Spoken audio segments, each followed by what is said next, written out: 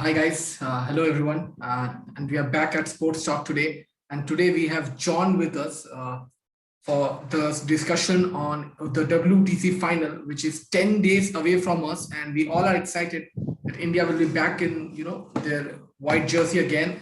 And the hard struggle for the past 2 years, they've been through the World Test Championship, and now they're going to play the finals. So first of all, John, welcome to the show of Sports Talk, and it's an honor to have you on the show. So for John, if you can just tell me how excited first of all are you about the match? Like, what are you feeling about that? Who is going to be winning, or what's the prediction on that? If you can just tell me. First of all, thanks a lot for inviting me to this podcast. It's a pleasure to talk with you. Thank you. And coming to match, it is a really exciting match, especially WTC happening for the first time. If you look at the ODI World Cup for the first time, I haven't won. Even if you watch the ICC Champions Trophy, also I haven't started watching cricket as well. So only the T20 World Cup version I have watched for the first time. So it's a pleasure to see this WTC final for the first time. It's happening in Southampton. So coming to the match, I would say it all depends on the conditions. If it is overcast, New Zealand has an upper advantage.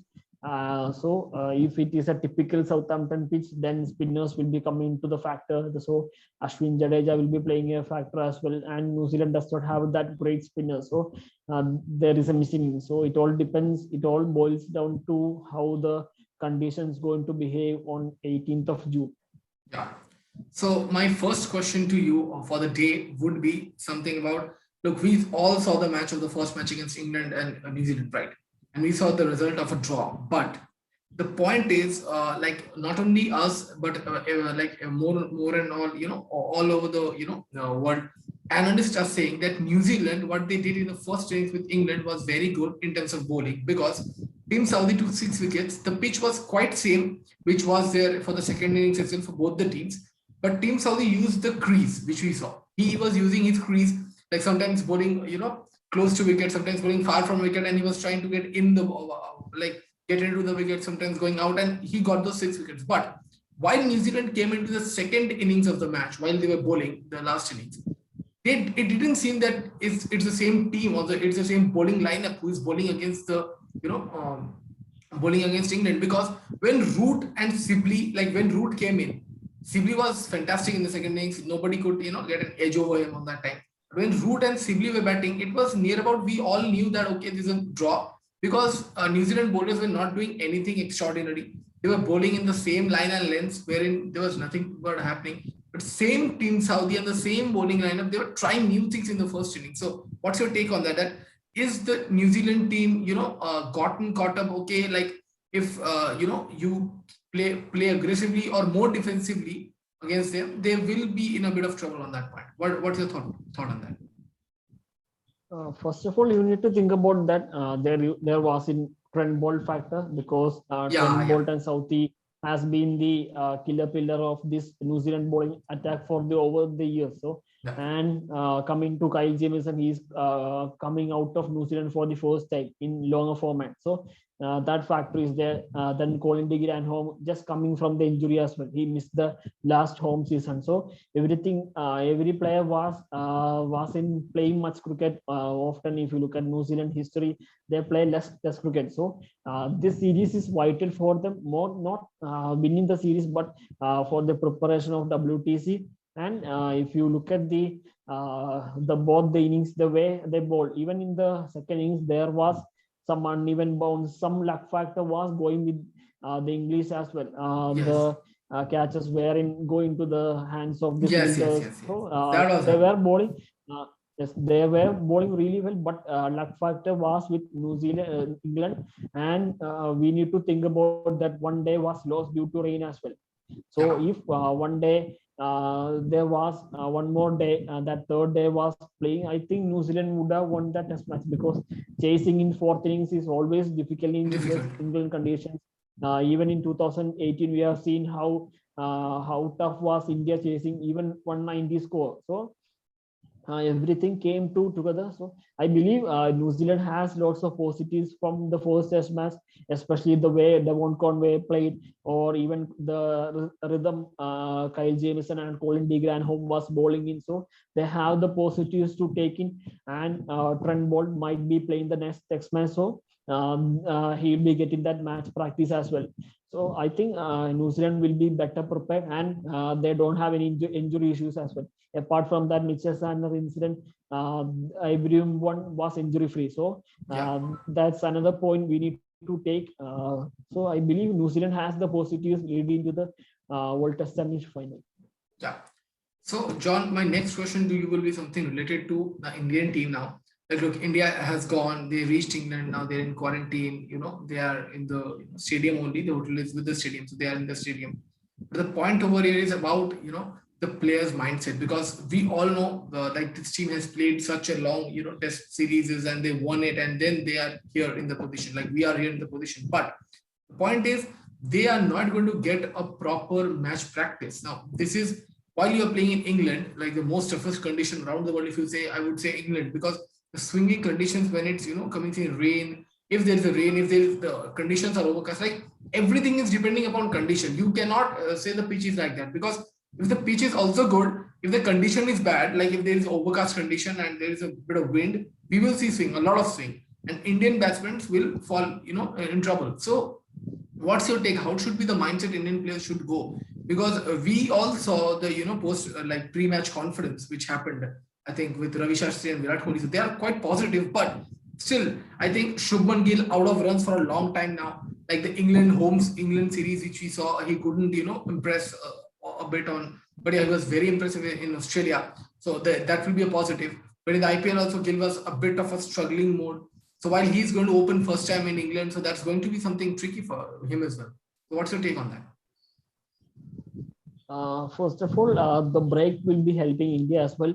If you look at India has a pretty long Australia summer, then coming to India, they played against England. Then suddenly IPL started. So that break, since IPL suspended, they got almost 1 month. So it has helped them to refresh, regroup what went wrong in last few months. So these things will be helping India. And if you look at India has started practicing from June 6th. I believe they'll be playing an inter-squad match, and especially they have taken the 24-member squad. So they will be playing a 2-day inter-squad, which happened. India played a limited inter-squad match in Australia as well. So I believe they'll be playing as well. Playing inter-squad match, they'll be playing, they have 10 more days as well. So 2-day inter-squad matches will be helping them.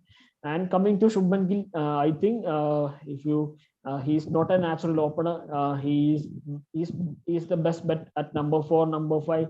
Once the next transition period happens, when the Ajinkya Rahane or Virat Kohli is retired, he will be going to the backboard in the middle order. So he's not a natural. Even if you look at the New Zealand side, Devon Conway is not a natural opener.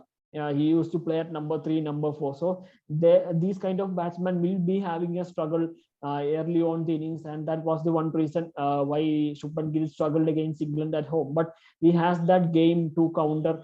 So once he is in confidence, the way he played in Australia, it was more of a confident factor. So if he's in confident, if he's in good mood and a good rhythm in next 10 days with the practice match as well, so it will help him to perform even better in England conditions. Even though it's really tough, as you said earlier, the dual factor, he'll be going to face James Anderson, Broad, etc. in the test series, in the 5-match test series in August, or even against New Zealand, Tim Southee, Bolt, Kyle Jamieson, Wagner. So it will be difficult for him, but all depends on his confidence. Now, if I come to the question about Virat Kohli, the most successful batsman of the past season is Virat Kohli from the Indian team. We all know that. In 2018, we saw how Virat Kohli played, because all other batsmen on that time were struggling in England. They were not getting runs. So it will be, I would not say pressure, but yeah, Virat Kohli will go with the pride that okay, I am someone in the team now who has scored a lot of runs in the last season in England, and he should be confident as a captain that okay, now I can be in that position, and I can also continue playing in the same fashion that I played in the past few years. So what's your take on Virat Kohli, and obviously coming in with Rohit Sharma? Like when he has been included in the Test squad, we saw some few brilliant knocks from him. So he's a different prospect altogether. So his first time playing a Test match in England, the conditions will be pretty much different. A final in England now. What's your take on that? How these two important players, like the most seniors, I would say, in this squad currently, will gel up and will go forward with the team? I mean, first of all, taking to Virat Kohli, even though he hasn't scored 100 since 2019 something, but the way he played in the Adelaide Test match against Australia, it was tough, and he played some terrific shots, and he scored around 60 plus. Even though unfortunately he got run out due to some miscalling, etc. So he was batting well, and he played he had such a great series against England in the T20 format as well. So he has got that rhythm, and I hope he'll be making into big in this season as well. Everyone go through these phases. Even a great Sachin Tendulkar or anyone had these 1 or 2 years when they didn't score those hundreds, or when they didn't produce those match-winning knocks. So sometimes those peak can happen. Even if you look at the example of Sachin, he had that peak from 2008 to 2011. I don't think many of them thought of this that kind of peak going to happen in Sachin's late end of the career. So I hope the same happens with Virat Kohli as well. He is almost 33 something, if I'm right. So he'll be going for another peak as well, hopefully from the WTC final to the next ODI World Cup in 2023. So Virat Kohli is a batsman who can perform anywhere against any bowling attack. The greatest, I think, if you look at the 3 formats, he is the greatest in this generation as well. So he just need that 100 and he'll be back in the business like what he did in 2016, 2017, 18. And coming to Rohit Sharma, if you ask me before 2-3 years, Rohit Sharma in England conditions as an opener, everyone would have said he'll be failing, etc. But if you look at Rohit Sharma's change from the ever since he has been the opener, even though he didn't got a big runs in Australia, he was scoring those 30s, 40s, etc. He was just giving the wickets away due to his fault only, not the bowler's ability or anything. He has changed everything as a batsman, especially the way he is playing all 3 formats. Even in the IPL as well, last season, he has been the best batsman for Mumbai Indians in a tough chip of wicket. So he can bat anywhere right now, even though it will be tough in England conditions, going as an opener, batting for the first time. So it will be difficult, but the confidence Rohit Sharma has right now, I hope he can convert that confidence into runs in the tough England condition. He can gain that legacy as well.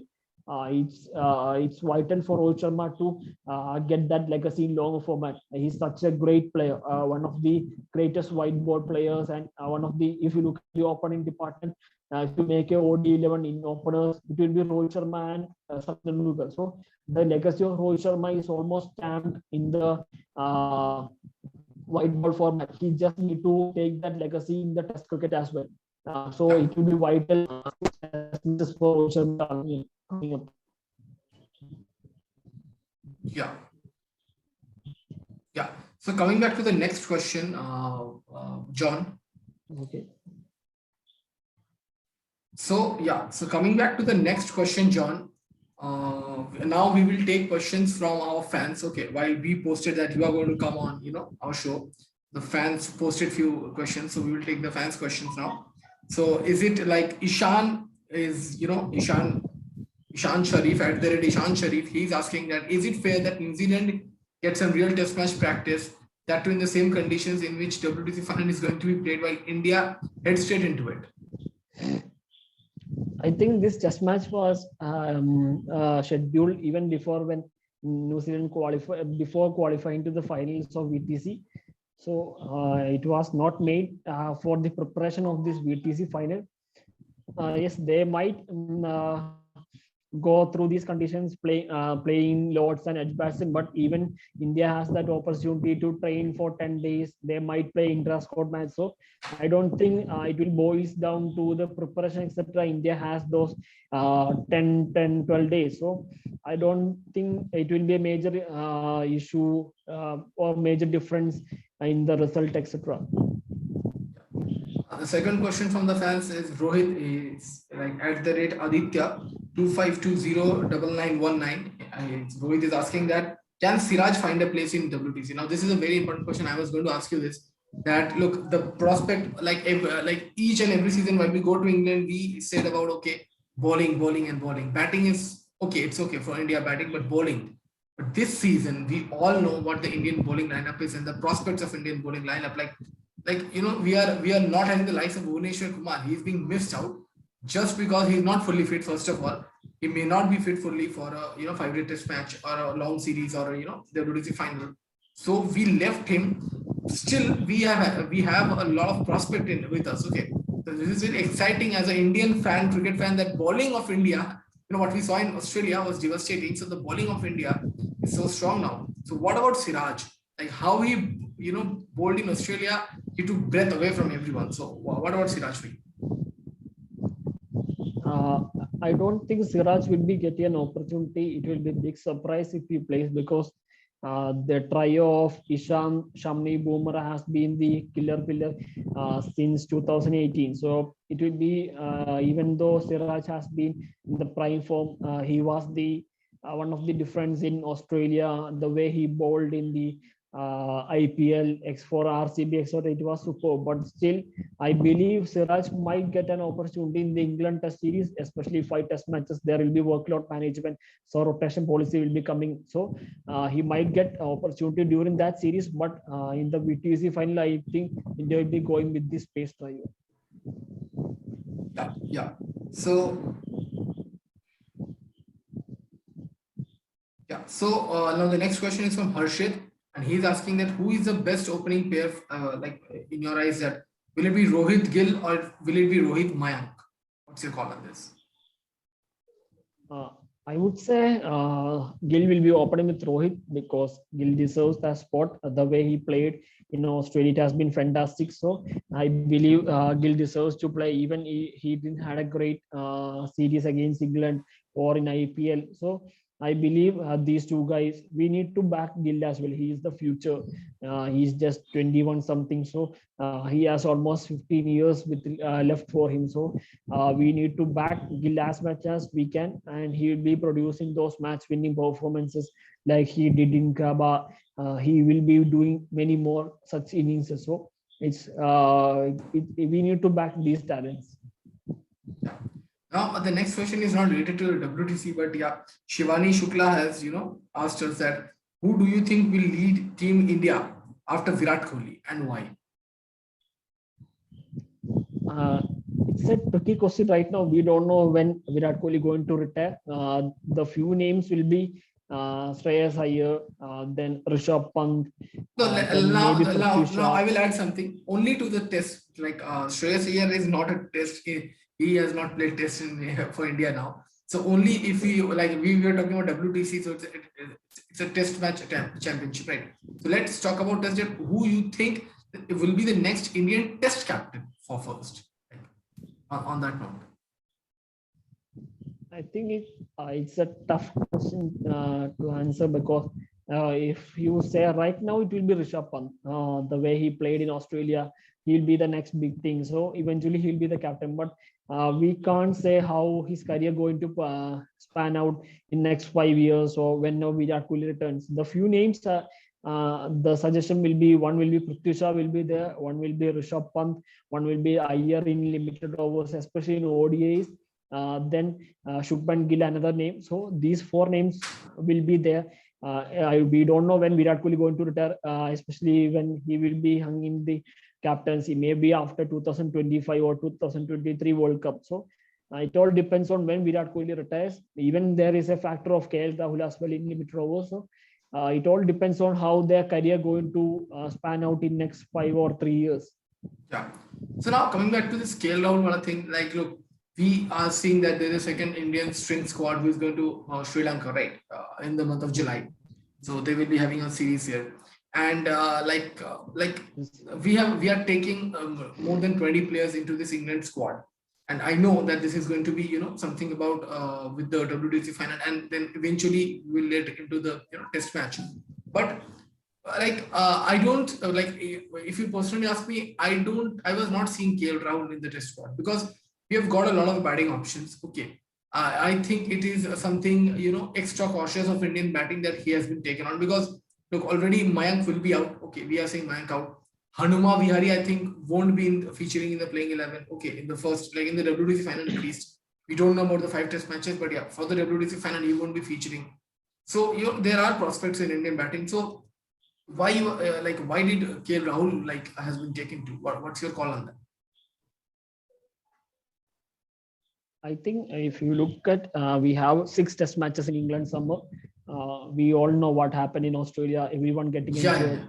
Workload need to be managed. So I think that was one of the factor.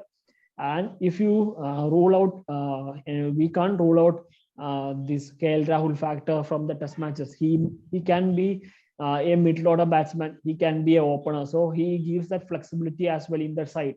So I think that's another reason. And we have an IPL coming in September, so he will be getting that T20 match practice as well before going to the T20 World Cup. I think these whole factors coming to a mixer, and we can try new players as well. Shikhar Dhawan will be getting an opportunity there. Prithvi Shaw will be getting an opportunity. So if KL Rahul is there, then we need to move one of them. So it will be hard for these guys to get maybe they might not getting an opportunity next 1 year when this big boy is coming in. Virat Kohli, Rohit, KL Rahul returning. So they might not be featuring in the future match. These young guys like Prithvi Shaw or Shikhar Dhawan might be in the bench as well. So it's an opportunity to push their chances for the World Cup to impress the selectors. So I think it's a mixture of everything. Yeah. So now coming back to the last few segments and the last few questions, John, the first thing is the playing 11s of each squad. So if you can just tell me what's your playing 11 for India and New Zealand respectively, and why will it be so? If you look at Indian batting order, it's almost fixed. Gill, Rohit, number 3 will be Pujara, number 4 Kohli, number 5 Rahane, number 6 Rishabh Pant. So top 6, I don't think we need to have any explanation. It's almost straightforward selection. Then number 7 will be Jadeja. He deserves that spot the way he has been batting since 2016. He deserves that number 4 spot, and his bowling will be a real asset against tailenders. Especially he has that knack of picking those wickets of tailenders. So India has been missing those in last 3-4 years. So he'll be an X factor against tailenders. Then Ashwin deserves a place. The way he bowled in the Border Gavaskar Trophy, he was one of the major factors why India won, and how India kept Steve Smith quiet in the series. So Ashwin deserves, and these two guys, Jadeja and Ashwin, deserves to play together in the overseas as well. Especially the improvement of batting of Ashwin has been incredible. The way he batted in Australia or the way he batted in the England series at home. So it gives that batting depth for India as well. Then the 3 seamers, as I said earlier, the trio deserves to play in the final. Ishant, Shami, Bumrah. So I think even if Siraj plays, we can't say anything against that. Siraj deserves to play. Because I need this trio to play in the final. The way these 3 guys has been bowling since 2018. Once Bumrah made his debut in South Africa. So Siraj will be in the order in the England Test series, but for the WTC final, this will be the lineup for India. Yeah, and about New Zealand? New Zealand, if you look at Conway has sealed the spot after the double ton in the first test match at Lord's. So Conway will be opening with Latham, the number 3 Kane Williamson, number 4 Taylor, number 5 Nicholas, number 6 BJ Watley, number 7. Oh no, I think Watling is going to retire, right? Watling is going to retire after the second test. I don't know. No, he'll be playing the WTC final. Final after that. Okay, he will be playing. Yes. He'll be playing the WTC final. So number 6 will be Watley. Then number 7, many are saying that Mitchell Sandner versus Colin de Grandhomme, but he would play Colin de Grandhomme because he creates those pressure. If you look at the figures, he might not take wickets, but he gives that pressure at one end for Wagner to attack from other end. So he is vital and he has the control as well. And plus he can score runs. He has been scoring lots of runs in test matches before that season when he got injured. So Colin de Grandhomme deserves, and if it is almost a overcast conditions, then he'll be as dangerous as anyone in the side of New Zealand. So Colin de Grandhomme comes at number 7. Number 8 will be Kyle Jamieson. Then the 3 pace trio of New Zealand: Wagner, Southee, Bolt. So this will be my playing 11 for New Zealand. Yeah. So now look, it's a very, very, like as you said, like the Indian, and the New Zealand lineup. I agree with you, but I just have one question that, if we play 4 seamers like in Southampton, like Southampton may, if it's a dry pitch, the sun is up, the heat will be there, then the spinners can come. But everything is depending upon condition, and this is not only we are saying, everyone around the world, like the English players are saying, the Indian players are saying, former Indian players, that everything depends on the condition. If the condition is overcast just the day before, you might have to change that, playing 11, that okay, we might have to play an extra seamer because New Zealand has that seaming options, but India doesn't. Which if India, like we know that Ashwin can do wonders in that pitch also, in any pitch, Ashwin or Jadeja, but the point factor is, if we lack of one seamer, then there is a big question of not getting a wicket. Okay, because how Siraj bowled that spell in the second test in Australia, I think how he got out Labuschagne and that wicket, I cannot forget that spell and that wicket of Labuschagne, because Labuschagne was one of the best batsmen of that whole series, and he was deadly as Steve Smith was looking. And the wicket and the planning which the Ajinkya Rahane and the whole team, and he did with that leg gully, like the catch. I don't know who was taking that catch, but that bowling spell was absolutely great. And in England, his in-swinger will be deadly. Like it will be very much difficult, because at 140, that in-swinger will be coming in.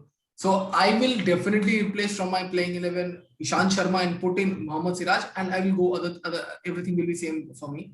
And for the for the New Zealand perspective, I think Mitch Santner will get it, because if Indians are playing 2 spinners, why will not New Zealand play spinners? Like they will also want to play at least a spinner. While Ross Taylor can bowl a bit, we all know that, but still there will be a big issue in that okay, they will also like to play Mitch Santner. So now there's a question, but yeah, it will be depending upon the conditions. What I know. So coming to the last question, or the last point is predictions. Whom do you think? Like, what do you think that who is going to win it? Like, look, I am very much, like I'm positive, but yet a negative feeling, because 2007 Champions Trophy final, 2019 same like England. The venues are England, right? So the point is, like, the factor is coming in, like, okay, England again in England. This Indian team, we know that we can do wonders. We did so much good in the past few years, but still, it's a different format of the game. That was one day. But this is, test match. So what's your prediction on that? I really hope India wins it. They deserve this title.